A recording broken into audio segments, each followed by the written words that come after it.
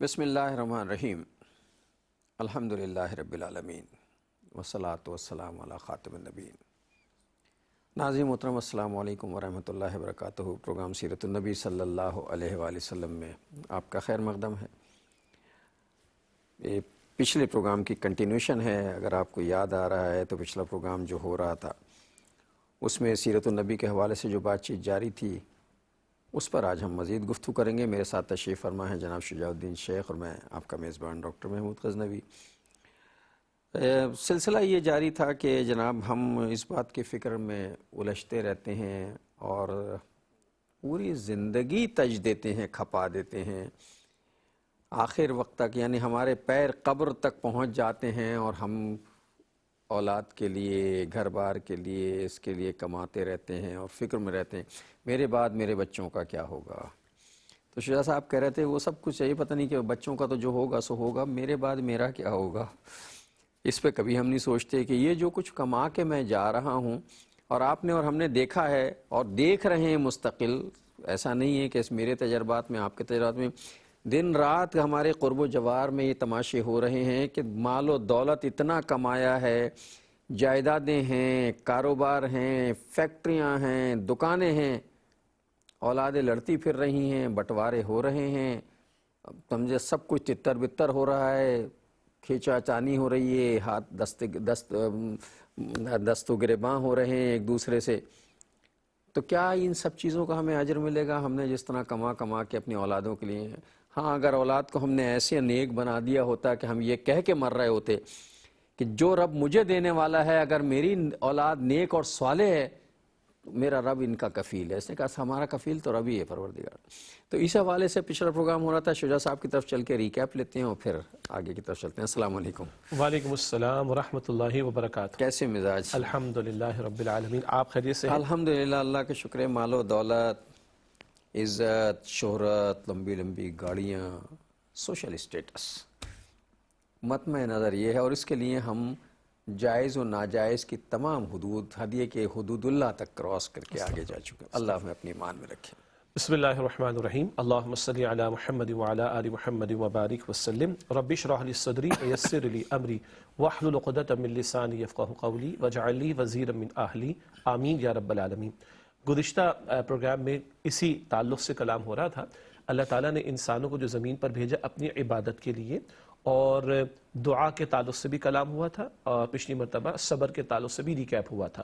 بعد میں بات آگے چلی تو ہم نے ذکر کیا کہ لفظ فتنہ عربی زبان میں، قرآن پاک میں بھی امتحان اور آزمائش کے طور پر استعمال ہوتا ہے۔ زندگی بھی ایک امتحان ہے، اور جو کچھ اللہ نے مجھے اور آپ کو عطا فرمایا وہ بھی ایک امتحان ہے، چاہے وہ مال ہے، دولت ہے، اقتدار ہے، کچھ اور بدلتے حالات بھی کیا ہیں؟ امتحانات ہیں۔ اسی طرح پھر بات آگے بڑھی کہ اس دنیا میں اللہ نے بھیجا، یہاں رہنا ہے مگر جانا آخرت کی طرف ہے، اور اللہ سبحانہ وتعالیٰ نے یہ بھی ارشاد فرمایا ہے، اور نبی اکرم علیہ السلام نے یہ بھی تعلیم عطا فرمائی ہے کہ کھاؤ پیو کو حرج کی بات نہیں، لیکن حلال کماؤ، جائز طریقے پر کماؤ اور جائز حدود میں اس کو خرچ کرو۔ لیکن اگر بندہ حدود اللہ کو پامال کرے، جیسے کہ آپ نے ذکر کیا، حرام انداز سے کما رہا ہے، حرام ذرائع سے کما رہا ہے، تو یہی کمائی اس کے لیے وبال جان اور جہنم کے انگارے بن جائے گی۔ اولاد کے بارے میں بھی ذکر ہوا کہ اولاد اللہ کی نعمت ہے، لیکن اگر اس کی کفالت کرنے کے دوران میں اس کی جائز ناجائز ہر خواہش کو پورا کرنے کے چکر میں لگ جائے، حلال حرام کی تمیز کو چھوڑ دیں، اللہ کی حدود کو پامال کرنا اللہ کی حدود جو ہے وہ پامال کرنا شروع کر دیں، تو پھر یہی اولاد وبال جان بن جائے گی۔ اس امتحان میں بندہ ناکام ہو جائے گا۔ اس کے برعکس اولاد کی جائز حاجات کو بندہ پورا کرے، اپنے گھر والوں کی کفالت بھی کرے، حلال طریقے پر کرے، اس کا ثواب مل جائے گا۔ اولاد کو اللہ کا سچا، اللہ کا بندہ بنائے، نبی اکرم صلی اللہ علیہ وسلم کا سچا امتی بنانے کی فکر و کوشش کرے، تو یہی اولاد اس کے لیے صدقہ جاریہ بھی بن جائے گی۔ اس تناظر میں پچھلی مرتبہ بات ہوئی تھی، یہ ذکر بھی آیا تھا کہ ہم کوشش کرتے ہیں، اپنی اولاد کی بہت فکر کرتے ہیں، اور ایک سوال ہمارا عام طور پر معروف ہے کہ میں مر جاؤں گا میری اولاد کا کیا ہوگا؟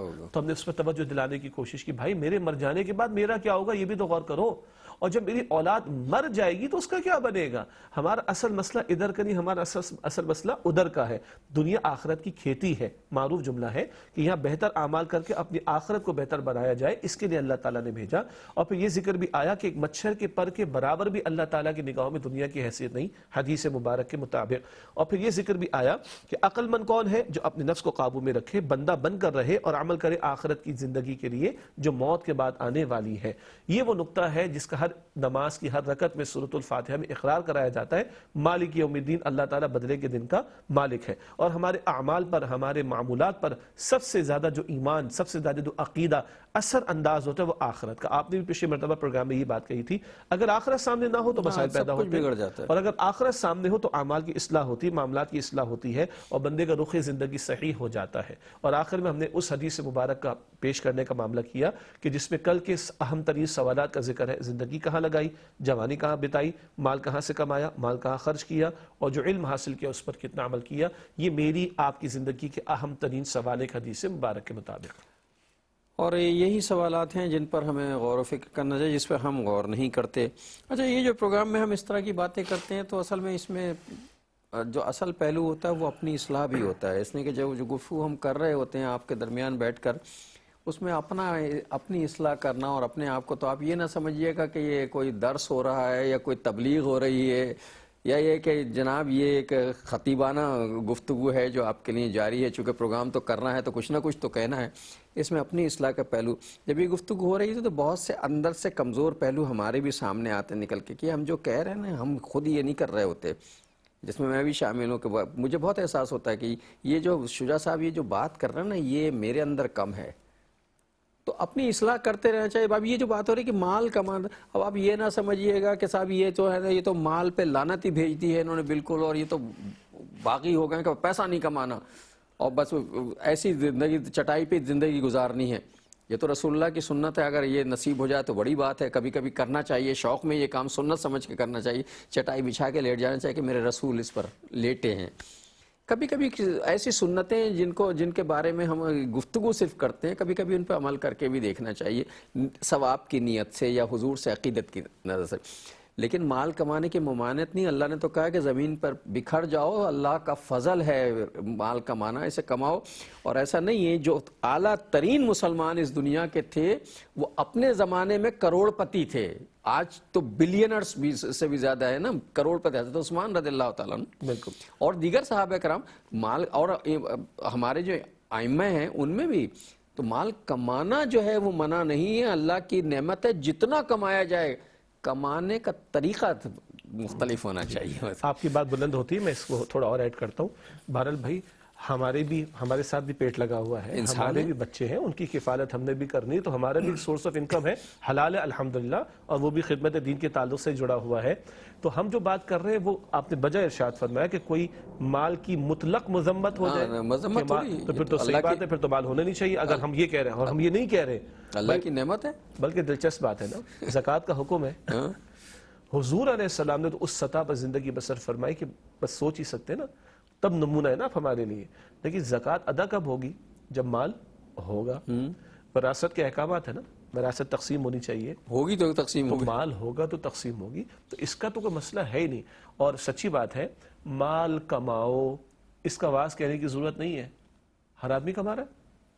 مال جو ہے وہ تھوڑا سیف بھی رکھو، اس کا بھی واز کرنے کی ضرورت نہیں. کبھی کسی ہمارے کیو ٹی وی کے پروگرام میں یا کسی ممبر پر یہ بات تو بلند نہیں ہوئی نا، بھائی صاحب مال کمایا کیجئے، مال کمایا کیجئے. ضرورت ہی نہیں ہے. ضرورت کس بات کی ہے؟ مال حلال سے کمایا کیجئے اور حرام سے اجتناب کیا کیجئے. اور جو کمایا اس کو جائز میں خرچ کیا کیجئے، حرام اور ناجائز میں خرچ نہ کیا کیجئے. ہماری گفتگو کا حاصل دراصل یہ بنتا ہے. جتنا مال کمانا ہے کمائیے، جتنی دولت جمع کرنی ہے اللہ کی نعمت سمجھ کے، اگر جائز طریقے جمع کیا. حضرت عثمان رضی اللہ تعالیٰ عنہ کا عالم یہ تھا کہ 100 اونٹ جو ہیں، جب انفاق کا معاملہ آیا تو 100 اونٹ بھرے ہوئے لدے ہوئے کھڑے کر دیے کہ یہ لے جائیے اللہ کی راہ میں. اور اللہ نے انہیں بے پناہ دولت دی تھی، بلینرز تھے. لیکن یہ سارا مال انہوں نے کیسے کمایا تھا وہ ساری دنیا کو پتہ ہے. اور آج بھی حضرت عثمان رضی اللہ تعالیٰ عنہ جو ہے وہ بلینر سے بھی زیادہ رئیس اور امیر، ان کے نام کا اکاؤنٹ کھلا ہوا. ان کے جو باغات، ان کا کنویں کا جو علاقہ تھا وہ سارا جو ہے سعودیہ نے محفوظ کیا ہے. ان کا اکاؤنٹ کھلا ہوا، ٹرسٹ بنا ہوا ہے حضرت عثمان رضی اللہ تعالیٰ عنہ کے نام کا. اور وہ جتنا وہاں سے آمدنی ہوتی ہے اس ٹرسٹ میں جاتی ہے، اس ٹرسٹ کے ذریعے اس سے فلاحی کام ہوتے ہیں. تو کیا اس اکاؤنٹ کا اجر اور صدقہ جاریہ ہے؟ اس کا اجر انہیں نہیں ملتا ہوگا؟ بالکل بجائے. اور ایک اور نقطہ اہم ہے، وہاں غور فرمائیے، تو ان کے کمانے کے حوالے سے بیان کم ملے گا. اللہ کی شان، اللہ کی عطا تھی. ان کے خرچ کرنے کا بیان زیادہ ملے گا. ملے گا. ٹھیک ہے.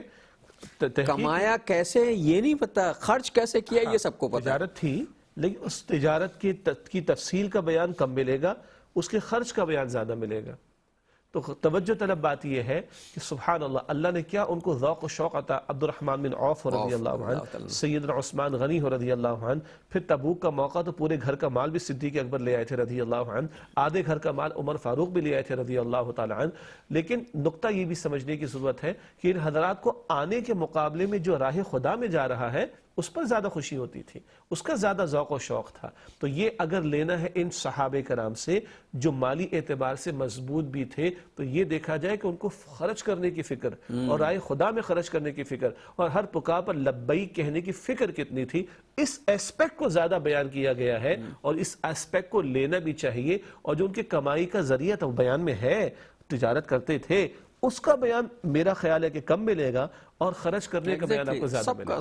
سب کے ساتھ یہ جو ہمارے جتنے بزرگان ہیں اور راشدین ہیں، خلفائے راشدین اور اس کے بعد کے تمام بزرگ بڑے ائمہ کرام اہل بیت اطہار، ان سب کے ہاں جو ہے وہ خرچ کرنے کا، انفاق کرنے کا تذکرہ جو ہے سب سے زیادہ۔ ایک وقفہ لے کے بات کرتے پھر۔ السلام علیکم ورحمۃ اللہ وبرکاتہ، ویلکم بیک ناظرین۔ وقفے کے بعد پروگرام سیرت النبی صلی اللہ علیہ وآلہ وسلم میں آپ کا خیر مقدم ہے۔ تو مال خرچ کرنے پر بات ہو رہی تھی، اور سچی بات تو یہ ہے کہ جو خرچ کر دیا یا دے دیا وہی بچ گیا، اور جو رکھ لیا وہ ضائع ہو گیا سارا کا سارا۔ ہم کہتے ہیں نا کہ یہ جو مال ہے، میرے پاس صرف 5,000 روپے بچے ہیں، بچے نہیں یہ وہ جو 2,000 روپے دے دیے تھے نا کسی کو، وہ اصل میں بچ گئے، اور یہ 5,000 روپے جو ہیں اللہ جانے کہاں خرچ ہو جائیں گے اور ضائع ہو جائیں گے۔ یہ انداز بھی اللہ کے رسول صلی اللہ علیہ وسلم کی تربیت کے طریقوں میں ملتا ہے۔ مشہور واقعہ ہے، وہ آپ کے ذہن میں بھی ہوگا، بکری کا گوشت دستی آئی تھی۔ ہاں، تو اللہ کے پیغمبر صلی اللہ علیہ وسلم کے گھر میں بکری ذبح ہوئی تو دستی کا گوشت حضور کو پسند تھا، تو شانے کا حصہ۔ تو اللہ کے نبی علیہ السلام تو تشریف لے کے جب واپس آئے تو حضرت عائشہ صدیقہ رضی اللہ تعالی عنہا سے پوچھا کیا بچا؟ تو کیونکہ حضور علیہ السلام کو دستی کا گوشت پسند تھا تو انہوں نے وہ روک لیا تھا، کہا یہ دستی کا گوشت بچ گیا، باقی دے دیا راہ خدا میں۔ تو آپ صلی اللہ علیہ وآلہ وسلم فرمایا کہ نہیں، جو دے دیا وہ بچ گیا، جو بچ گیا وہ خرچ ہو گیا، جو ہم استعمال کریں گے اس کا تو کل جواب ہے نا، ثم لتسألن یومئذ عن النعیم، کی تشریح ہو رہی کہ لازمہ نعمتوں کے بارے میں سوال ہوگا۔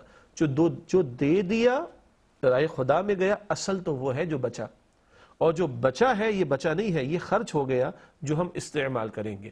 یہ حضور علیہ السلام نے ذہن سازی فرمائی ہے، تربیت فرمائی ہے، خدا کی راہ میں دینا، راہ خدا میں خرچ کرنا، اللہ کی محتاج مخلوق پر خرچ کرنا، اللہ کے دین کے کام کے لیے خرچ کرنا، اللہ کے دین کے لیے سربلندی کے لیے خرچ کرنا، جیسے کہ تبوک کا موقع۔ یہ جو راہ خدا میں جا رہا ہے، اصل میرا اور آپ کا یہ ہے، جو کل بڑا پیارا ٹائٹل ایک میگزین میں لگا، the bank of Allah unlimited میں، the bank of Allah unlimited میں لگاؤ، جس کا ریٹرن تو گارنٹیڈ بائی اللہ سبحانہ وتعالی ہے۔ دنیا کے بینکس کیا ہیں؟ لمیٹڈ ہیں، اور گارنٹی کون دیتا ہے؟ لمیٹڈ گورنمنٹس دیتی ہیں جن کا خود اپنا اعتبار نہیں ہوتا۔ آخرت کا بینک وہ انلمیٹڈ ہے اور اس کی گارنٹی انلمیٹڈ ریسورسز رکھنے والے، علی کل شیء قدیر کا اختیار رکھنے والے اللہ کی گارنٹی ہے۔ تو اما عائشہ رضی اللہ تعالیٰ عنہ کو حضور علیہ السلام نے تعلیم فرمائی، جو دے دیا وہ بچ گیا، اور جو بچ گیا وہ ہے جو اصل میں خرچ ہو گیا۔ یہ جو ابھی شجاع صاحب نے فرمایا نا کہ نعمتوں کا حساب دینا پڑے گا، اب مال و دولت کو تو ایک سائیڈ میں رکھ دیجئے اٹھا کے، وہ تو وہ نعمت ہے جو آپ کو ملی ہے۔ اس کے علاوہ جو دنیا کی نعمتیں ہیں ان کا بھی سب کا حساب دینا ہے۔ تب یہ نعمتوں کا حساب دینا جو ہے وہ کس قدر کہاں کا، مطلب غریب کو بھی ایک نعمت ملی ہے، امیر کو بھی ایک نعمت ملی ہے، نعمتیں کی تقسیم میں فرق ہے لیکن ملی تو سب کو ہے، اور بعض چیزیں تو سب کو برابر ملی ہیں۔ مطلب وقت جو ہے وہ اللہ تعالیٰ نے پورے 24 گھنٹے انسان کو مطلب فقیر کو بھی دیے ہیں اور بادشاہ وقت کو بھی دیے ہیں، پورے 24 گھنٹے دیے ہیں۔ مال تھوڑا کم زیادہ دیا ہے، ہوا سب کو برابر دی ہے، دھوپ سب کو برابر دی ہے، راشن غذا کے حوالے سے نعمتیں سب کو برابر دی ہیں۔ ہر نعمت کا جواب دینا دولت تو بات کی بات ہے ساری۔ بچا، بالکل صحیح بات ہے۔ اور نبی مکرم صلی اللہ علیہ وسلم کا واقعہ بھی سورۃ تکاثر کی تفسیر میں اہل علم بیان کرتے احادیث کی کتب میں بھی ہے کہ اللہ کے پیغمبر صلی اللہ علیہ وسلم ایک دن تشریف لے گئے، کچھ بھوک کی کیفیت بھی تھی، سیدنا ابوبکر صدیق بھی ساتھ ہو لیے رضی اللہ عنہ، سیدنا عمر فاروق بھی ساتھ ہو لیے رضی اللہ عنہ، ان کا بھی کچھ یہی معاملہ تھا۔ تو آپ ایک صحابی، انصاری صحابی رضی اللہ تعالیٰ عنہ کے گھر تشریف لے گئے، وہ بڑے خوش ہوئے کہ آج رسول اکرم صلی اللہ علیہ وسلم اور ان کے 2 وزیروں کی میزبانی کا شرف ملے گا۔ وزیر کیوں کہا میں نے؟ حدیث مبارک ہے، اللہ کے نبی علیہ السلام نے فرمایا کہ ہر نبی کے 2 وزیر آسمانوں میں ہوتے ہیں، 2 وزیر معاونت کرنے والے زمین میں ہوتے ہیں۔ آسمانوں میں میرے وزیر حضور نے فرمایا علیہ السلام جبرائیل اور میکائیل علیہ السلام، اور زمین پر میرے 2 وزراء کون ہیں؟ ابو بکر صدیق رضی اللہ عنہ اور حضرت عمر فاروق رضی اللہ تعالی عنہ۔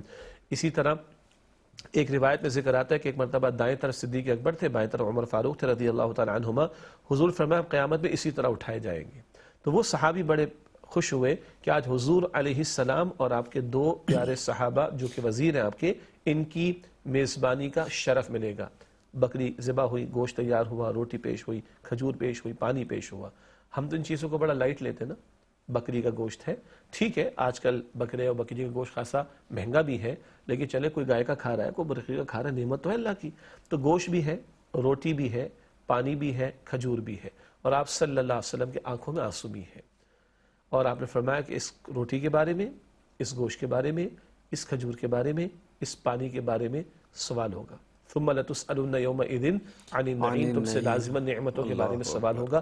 یہ تو کھانے پینے کی اشیاء ہو گئی، آپ چھوڑ دیں کسی شے کو، ہم اور آپ اپنے جسم اور اس کے اعضاء پر غور کر لیں۔ بول رہے ہیں، ہم دیکھ رہے ہیں، سن رہے ہیں، دل دھڑک رہا ہے، کچھ لوگ سن نہیں سکتے، جی، کچھ دیکھ نہیں سکتے، کچھ بول نہیں سکتے، دل دھڑک رہا ہے، گردے فنکشن کر رہے ہیں، دماغ کے کتنے ملینز سیلز جو ہے وہ کانٹیکٹ میں ہیں اور جو ہے وہ سگنل دیتے ہیں اور کام کر رہے ہیں۔ میں ٹچ کرتا ہوں تو دماغ سگنل دیتا ہے کہ یہ کپ ہے، میں اس کو ٹچ کر کے پکڑ سکتا ہوں، لیکن کبھی اگر خدا نخواستہ سانپ ہو، میں ٹچ کروں تو دماغ سگنل دیتا ہے کہ یہ سانپ ہے، میں بھاگتا ہوں وہاں سے۔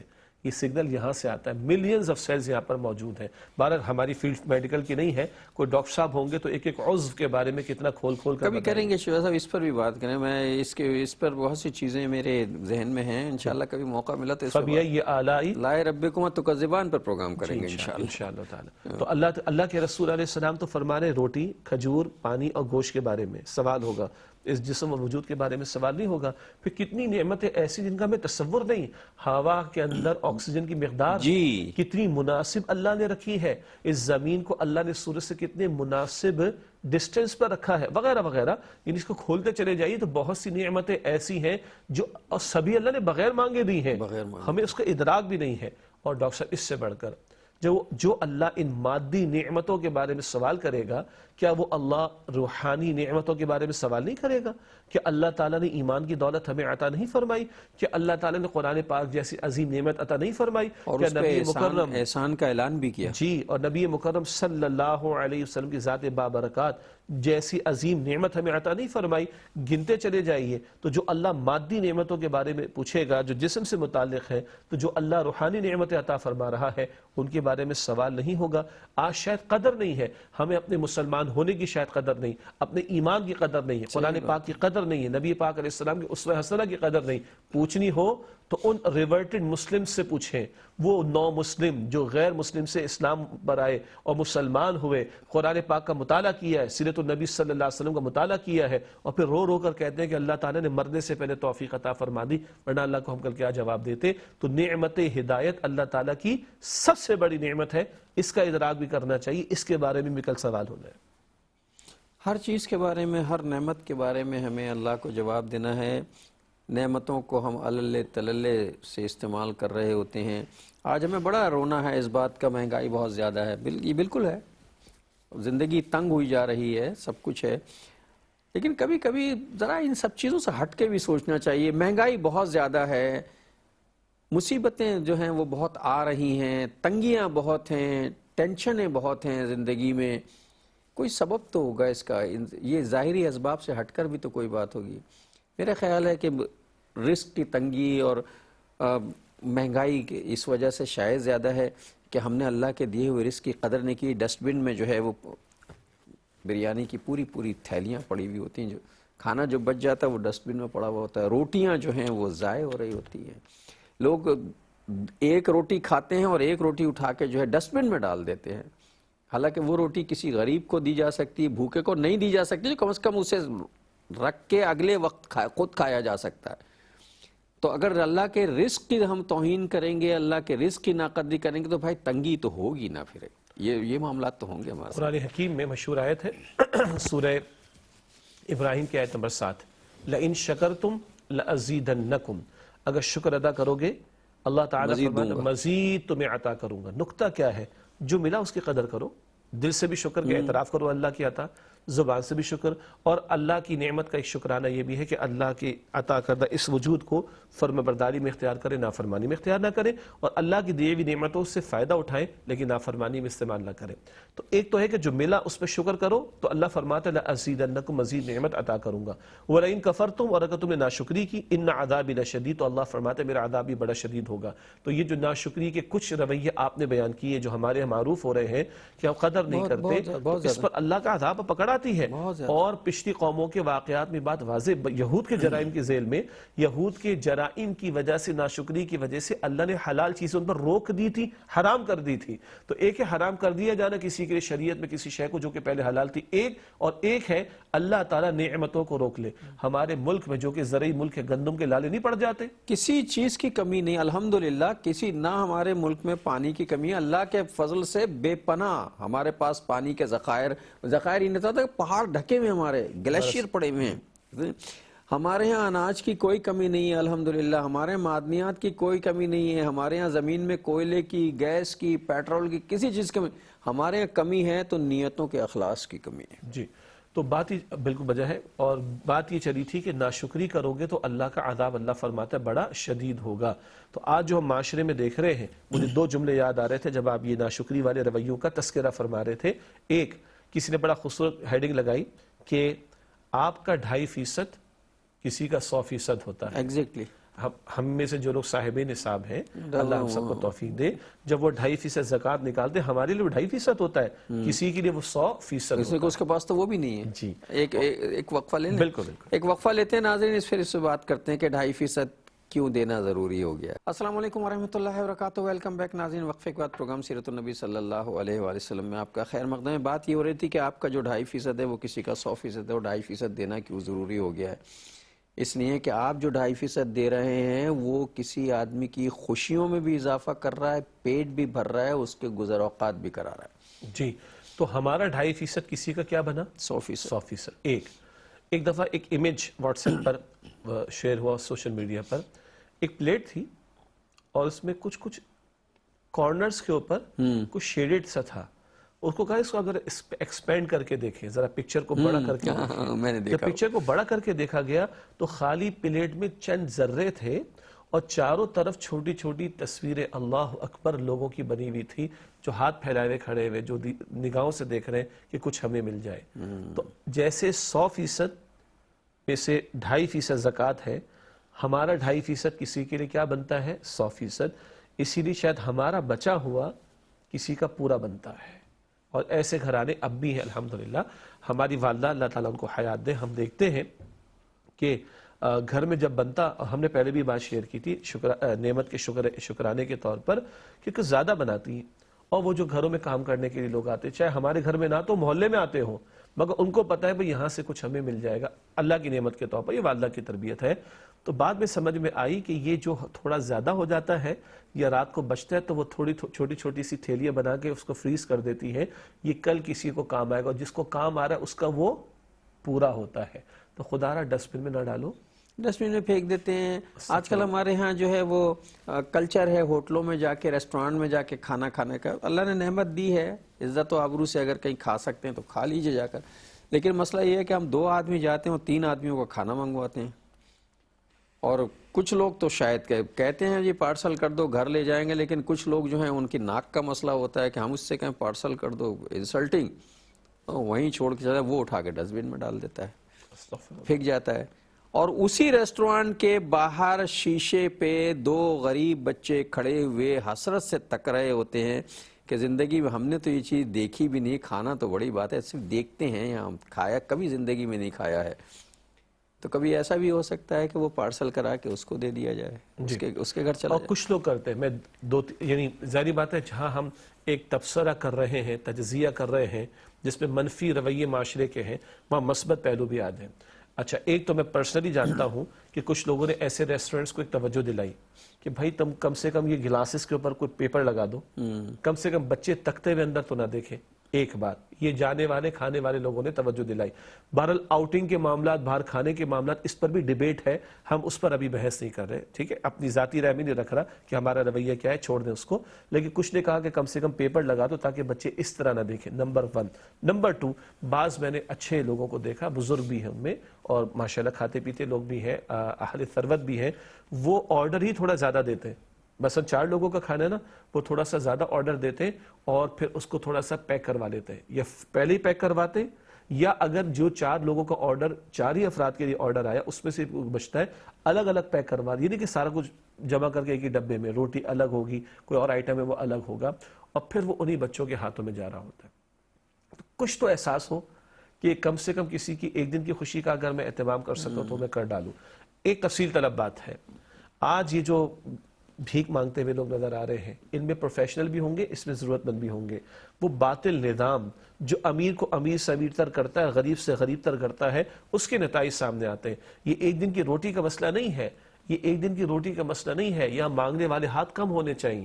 اللہ کے پیغمبر علیہ السلام نے لوگوں کو کھڑا کیا ہے نا، پیروں پہ کھڑا کیا، مشہور واقعہ ہماری گفتگو میں کئی مرتبہ آیا کہ ایک صاحب تشریف لائے تو حضور علیہ السلام نے فرمایا گھر سے برتن لے کر آؤ، بیچو اس کو، کچھ رقم ملی کا اس سے کھانے لے کے جاؤ، اس سے لاؤ کلہاڑی لے کر آؤ۔ حضور نے خود دستہ لگایا اس میں اور حضور نے دعا دی، چند دنوں میں وہ کمانے والے ہو گئے بلکہ دینے والے بن گئے۔ تو ایک تو اس طرح بھی توجہ ہو، پھر ریاست کی ذمہ داری بنتی ہے کفالت کی اصلاً، لیکن ہم سے کم جس سطح پر ہو سکتا ہے کہ کم سے کم کسی کے ساتھ بھلا سلوک نہیں کر سکتے تو برا سلوک تو نہ کریں۔ ہمیں تو یہ کہا گیا کہ تم نے گھر میں کچھ پھل کھائے ہیں، استعمال کیے ہیں تو پڑوس میں بھجوا دو، ورنہ کم سے کم چھلکے اس طرح باہر ڈسپوز آف نہ کرو کہ دوسرے کا بچہ دیکھے گا تو وہ احساس کمتری کا شکار ہوگا۔ یہ اتنا پیارا دین ہے، اس پہ توجہ بہت کرنے کی ضرورت ہے۔ اچھا یہ بھی ہو سکتا ہے ہمارے جو مانگنے کا ایک کلچر آ گیا نا کہ اب تو کچھ لوگ جیسے پروفیشنل بھی ہیں اور اب تو ماشاءاللہ کاہلی، سست روی، اور ایک بہت برا سا جملہ جو ہے وہ استعمال ہوتا ہے وہ زبان میں جو میں عموماً ذرا ادا کرتے ہوئے کتراتا ہوں، ہڑ دھرمی یا ہڑ حرامی ہوتے نا، معاف کیجیے گا، اچھا جملہ نہیں ہے، کہ وہ تساہل ہے طبیعت میں۔ اب تو جو بھیک مانگنے والے ہیں، جو کہ بھیک مانگنا بہت ناپسند ہے، مطلب بھیک مانگنے والے بھی منہ سے آواز لگانے کی زحمت نہیں کرتے، میگا فون رکھتے ہیں اپنے ساتھ، اور اس میگا فون میں بھی انہوں نے ریکارڈڈ چیزیں لگائی ہوئی ہوتی ہیں کہ وہ بجتا رہتا ہے، وہ مانگتے رہتے ہیں، بجتا رہتا ہے، مانگتے رہتے ہیں۔ یہ تماشا ہو گیا، تو اس کا مطلب یہ پروفیشنل ہے۔ لیکن کچھ ضرورت مند ہیں، اگر کچھ ایسے ضرورت مند ہیں جو آپ کے دروازے پہ آ گئے مانگ، تو پہلے تو اللہ کا شکر ادا کرنا چاہیے کہ اللہ نے اس بندے کو میرے گھر پہ بھیجا ہے مانگنے کے لیے، تو اللہ نے مجھے منتخب کیا ہے، ورنہ پڑوسی کے گھر پہ بھی بھیج سکتے تھے اسے۔ اپنے گھر پہ آیا تو بجائے اسے بھیک دینے کو اسے آفر کریں، اس کی مدد تو کریں، آفر کرنی چاہیے، بھائی کام کرو گے، اگر آپ کے گھر میں کوئی چھوٹا موٹا کام ہے اسے کام دے دیجئے، اسے اس کا معاوضہ دیجئے۔ اس سے 2 فائدے ہوں گے، ایک تو یہ کہ اس کا معاوضہ مل جائے گا، اسے کام مل جائے گا، دوسرا یہ ہوگا کہ آپ کے گھر کے جو ایسے بچے ہوئے کھانے، بچے ہوئے کپڑے اور یہ ساری چیزیں اسے چلی جائیں گی، تو دوہرا معاملہ حل ہو جائے گا۔ بالکل بالکل، اور اسی کی تعلیم ہمارا دین ہمیں دیتا ہے، یعنی دوسروں کا احساس بھی ہو اور دوسروں کو کھڑا کرنے والی بات بھی ہو۔ اور پھر وہ جملہ عرض کروں گا، جہاں کچھ حسن سلوک نہیں کر سکتے تو کم سے کم بد سلوکی نہ کریں۔ ہاں یہ مطلوب ہے یعنی کسی کا اچھا نہیں کر سکتے تو کم سے کم برا تو نہ کریں نا، کسی کو نفسیاتی طور پر احساسات اور جذبات کے اعتبار سے نقصان تو نہ پہنچائیں، جیسے کہ وہ بچہ اگر دیکھے گا چھلکوں کو تو اس کے اندر احساس کمتری کا جذبہ پیدا ہوگا، تو کم سے کم اگر کھلا نہیں سکتے ان کو، پڑوس میں بھیج نہیں سکتے، تو کم سے کم روک تو لو، چھلکوں کو اس طرح نہ پھینکو باہر کہ اس کو دیکھ کر احساس کمتری پیدا ہو، یہ کم از کم ذریعہ ہے۔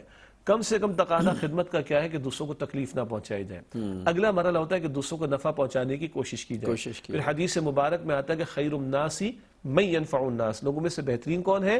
جو لوگوں کو نفع پہنچانے والا ہے۔ الخلق عیال اللہ، یہ ساری مخلوق اللہ تعالیٰ کا کنبہ ہے، اور اللہ کو اپنے کنبے میں سب سے زیادہ پسند کون ہے؟ جو سب سے زیادہ اللہ سبحانہ وتعالیٰ کی مخلوق کو نفع پہنچانے والا ہو۔ اچھا، ایسا کہ اللہ کی مخلوق میں صرف میں اور آپ شامل نہیں ہیں، مطلب ہم نہیں ہیں اللہ کی مخلوق میں شامل، یہ چیونٹیاں، یہ پرندے، یہ جانور، یہ سب اللہ کی مخلوق ہیں. چیونٹیوں کو بھی کچھ نہ کچھ کھلانا چاہیے، چڑیوں کو بھی کھلانا چاہیے، کووں کو بھی کھلانا چاہیے. کھلا ہم نہیں رہے ہوتے، کھلا کوئی اور رہا ہوتا. ہمارے رزق میں اس نے ان کا رزق رکھا ہوتا ہے، ذریعہ بن جائے. دریا بن جائے جی اس کا. ایک کتے کو، پیاسے کتے کو پانی پلایا تو اللہ کے نبی صلی اللہ علیہ وسلم نے فرمایا کہ اس شخص کی مغفرت ہو گئی. یہ دین جانوروں تک کے حقوق کو بیان اور اس جانور کو جو ناپسندیدہ قرار دیا، ایگزیکٹلی. کتا جو ناپسندیدہ قرار دیا گیا ہے، اسے پانی پلانے کا بھی اللہ کے ہاں بہت بڑا اجر ہے. جی تو انسان تو اشرف المخلوقات ہے، اندازہ اور ہم کیا جا سکتا انسانوں، جملہ میرے بہت، کتے کو پانی پلانے سے مغفرت ہو جاتی ہے، لوگ انسانوں کا پانی روک کر بیچ دیتے ہیں، ہے. استغفر اللہ، پینے نہیں دیتے. استغفر اللہ، استغفر اللہ. یہی ہو رہا نا ہمارے ملک میں. الحمدللہ اللہ کی نعمتیں ہیں. ہم پانی جو ہمیں نصیب ہوتا ہے ہم اس کی ناشکری کرتے ہیں. جن لوگوں کو نصیب ہے، ہم نے دیکھا ہے، جن لوگوں کو نصیب ہے، میٹھا پانی جو ہے سڑکوں پر بہا رہے ہوتے ہیں، درختوں کو دے رہے ہوتے ہیں. درختوں کو دینا چاہیے وافر جتنا ضرورت ہے، بہا رہے ہوتے ہیں، نل کے کھلے ہوئے ہوتے ہیں، ٹنکیوں گیلنوں کے حساب سے پانی بہ رہا ہوتا ہے. اور ملک کا بہت بڑا، اب تو دنیا میں یہ مسئلہ پیدا ہوتا جا رہا ہے. پانی کی اس ناقدری کی وجہ سے اللہ تعالیٰ نے پانی کے مسائل پیدا کر دیے ہیں. دنیا میں پانی کا رونا ہو گیا، میٹھا پانی نصیب نہیں. جی اور ایک عالمی سطح کی بات عرض کریں. عالمی سطح کی بات ہو گئی ابھی. ایک تو دنیا میں پانی کے اس مسائل کے حوالے سے تو ہے ہی ہے، اور دین کیا تعلیم دیتا ہے؟ اگر دریا کنارے، جی سمندر کنارے، نہر کنارے بھی وضو کر رہے ہو تو وضو کے اعضاء کو 3 دفعہ سے زیادہ دھونے کی اجازت نہیں ہے. یہ نہیں کہ کیونکہ بہت پانی میں 10 دفعہ دھو لوں نا، میکسیمم 3 دفعہ ہے. کہیں اگر کوئی اسکیرسٹی آف ریسورسز ہے، پانی کی کمی کا معاملہ ہے، تو اللہ کے نبی صلی اللہ علیہ وسلم کی سنت میں 2 دفعہ دھونا بھی ثابت ہے. مجبوری آ جائے تو 1 دفعہ کی بھی گنجائش ہے. ایسے حالات میں اس کا اہتمام کر لینا چاہیے. عام حالات میں 3 دفعہ دھونا سنت ہے. اسے اس میں فقہ میں کہتے ہیں ہلکا وضو. جی تو حدیث مبارک میں کیا ہے؟ سمندر کنارے، دریا کنارے بھی بیٹھے ہو تو تمہیں اجازت نہیں ہے کہ تم 3 دفعہ سے زیادہ دھو. یہ اللہ کی نعمتوں کا استفادہ صحیح طور پر کیا جائے اور دوسروں کے لیے رکاوٹ کا باعث نہ بنے. اسی طریقے پر جو آپ نے تھوڑی دیر پہلے ذکر کیا تھا کہ کتے کے پانی پلانے پر تو، یا کتے کو پانی پلانے پر تو مغفرت کی بات کی جا رہی، یہاں بندوں کا پانی روکا جا رہا ہے اور بندے روک رہے ہیں. ایک بات ہو گئی، بک رہا ہے پانی. اسی طرح ڈاکٹر صاحب عالمی سطح پر آپ دیکھیے گا، آپ کو کتوں اور بلیوں اور چڑیوں اور چیلوں اور جانوروں کے حقوق کے لیے آوازیں بلند ہوتی ہوئی نظر آئیں گی. انسانوں کے لیے نہیں. انسان 15 لاکھ شہید ہو جائیں، 10 لاکھ شہید ہو جائیں، ہزاروں شہید ہو جائیں، بربادیاں ہوتی رہیں، ان حقوق کے حوالے سے لوگوں کو احساس نہیں. یہ بھی انسان کی گراوٹ یا انسانوں میں سے کچھ کی گراوٹ کی طرف اشارہ ہو رہا ہے کہ کتے، بلی، جانوروں کی فکر تو ہے، پرندوں کی فکر تو ہے، اور اشرف المخلوقات مخلوق انسان لاکھوں کی تعداد میں مارے جا رہے ہوں اور ظلم بڑھتا چلا جا رہا ہو. یہ ظلم کسی کو نظر نہیں آتا. یہاں حقوق کے لیے آواز بلند کرنے کے لیے کوئی تیار الا ماشاءاللہ نہیں ہوتا. انسان کے حوالے سے اسلام نے جتنا انسان کی قدر، اس کی منزلت، اس کا خیال، خبر گیری کی گئی. یہ سب خبر گیری کی باتیں نا کہ بھئی کسی کو بھوکا نہ سونے دو. یہ خبر گیری ہے نا کہ اگر دے نہیں سکتے تو ان لوگوں کی محرومی کا سبب بھی نہ بنو. یہ خبر گیری ہے خالی، اپنی حیثیت کے مطابق سب کرنا ہے. لیکن ہم، اللہ معاف کرے کہ ہم یہ سب کچھ نہیں کرتے. اور یہ باتیں صرف کہنے کے لیے نہیں ہوتی، اس لیے ہوتی کہ اللہ تعالی ہمیں ہدایت دے. اور ہم میں سے جتنے احباب یہ سن رہے ہیں، ہو سکتا ہے ان میں سے کچھ لوگ ایسے ہوں جو کہیں کہ ہاں یار یہ بات انہوں نے صحیح کہی تھی، چلو ایسا کریں گے. اللہ کرے کہ ایسا کرنے والوں کی تعداد میں اضافہ ہو جائے تو اس کا اجر ہمیں بھی مل جائے گا اور ہماری بھی مغفرت کا کوئی سامان ہو جائے گا. آج کے پروگرام کا وقت چونکہ ختم ہو رہا ہے، اس لیے میں حدیث ہدیہ کروا کے رخصت ہونا چاہتا ہوں. نبی اکرم صلی اللہ علیہ وآلہ وسلم نے ارشاد فرمایا کہ صدقہ اس سے کبھی مال کم نہیں ہوتا، بے شک، اور سود کا انجام مفلسی کے سوا کچھ بھی نہیں ہے. یہ ابن ماجہ شریف کی حدیث ہے. حاصل خرچ کرو گے اللہ اور عطا فرمائے گا. تو ناظرین بس اس حدیث مبارکہ کے مطابق کوشش کیجئے اپنی استطاعت کے مطابق خرچ کرنے کی. اللہ مجھے بھی ہدایت دے اور ہم سب کو. اور اگلے پروگرام تک کے لیے جناب شجاع الدین شیخ اور اپنے میزبان ڈاکٹر محمود غزنوی کو اجازت دیجئے.